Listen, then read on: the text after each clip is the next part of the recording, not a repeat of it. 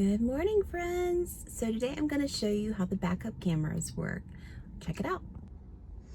All right, so when you set your vehicle in reverse by clicking up, you have access to your backup cameras. Up top, you have your straight rear. Then you also have the two side cameras, the left and the right. Now, if you don't like the side camera view, you can actually just kind of push down and it will just be the rear view, or you can push back up to add the side cameras back. I think that's pretty useful. If you're just parked and you would like to see your back cameras without putting your car in reverse, you can click on this little circle icon. And then again, you have access to the cameras.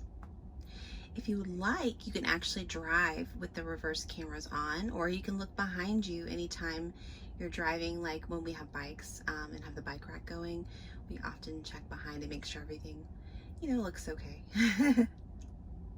The rear backup camera is one of the reasons I really like my Tesla. I think the quality of the screen is really good, and I really like that I'm able to see a lot.